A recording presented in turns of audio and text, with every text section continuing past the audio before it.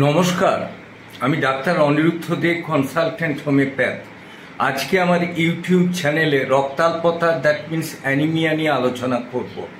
এখনও যারা আপনারা আমার চ্যানেল সাবস্ক্রাইব করেননি তাদেরকে চ্যানেলটি সাবস্ক্রাইব করার অনুরোধ করছি এবং ভিডিওগুলি শেষ পর্যন্ত দেখার জন্য আবেদন করছি।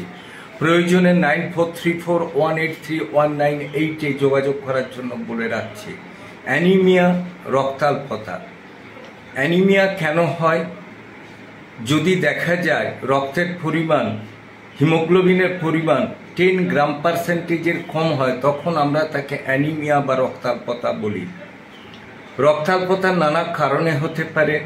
যদি জিন গঠিত হয়, that means haemophilia, undue persist of the fetal haemoglobin, সেক্ষেত্রে আপনাকে বারবার ব্লাড ট্রান্সফিউশন করতে হবে এবং জিন গঠিত রোগ কারেকশন করার জন্য যেটা প্রয়োজন সেটা আপনাকে করতে হবে।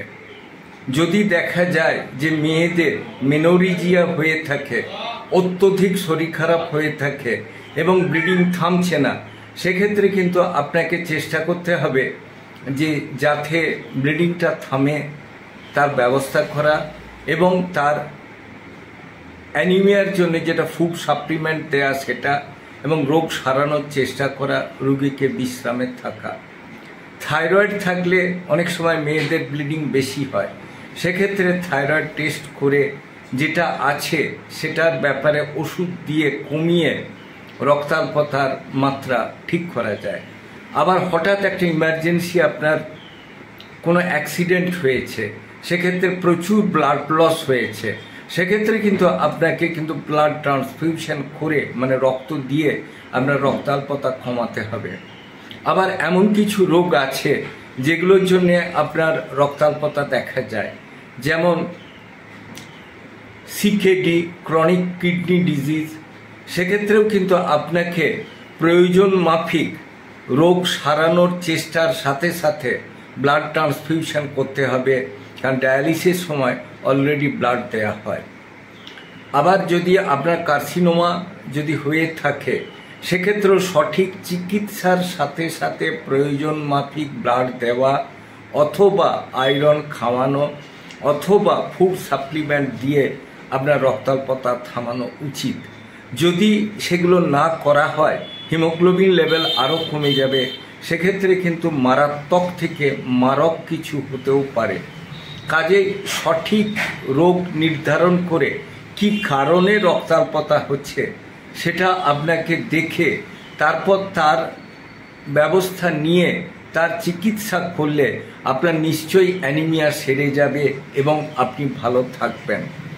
রক্তাল্পতা এমন একটা জিনিস, এর ফলে কি কি সমস্যা হয়: মাথা ঘোরা, দুর্বলতা, প্রেশার কমে যাওয়া, বুক ধড়ফড় করা, কোনো কিছুতে মন স্থির করতে না পারা এবং সব সময় অলসতা, কাজের প্রতি অনীহা, এই ব্যাপারগুলো কিন্তু এসে যায়।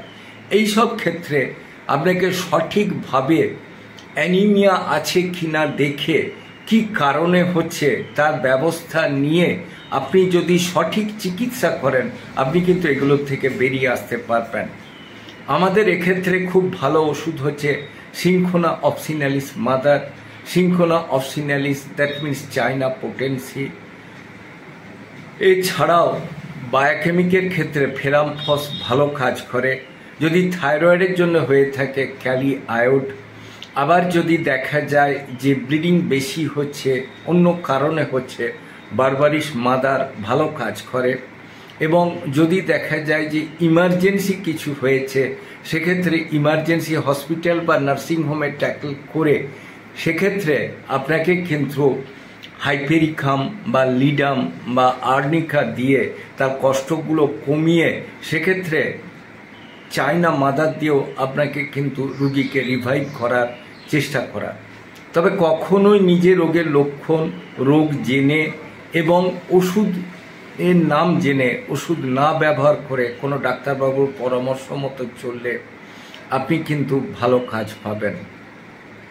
আমার চ্যানেল যদি আপনাদের ভালো লাগে অবশ্যই লাইক করুন, শেয়ার করুন, কমেন্ট করুন, সাবস্ক্রাইব করুন।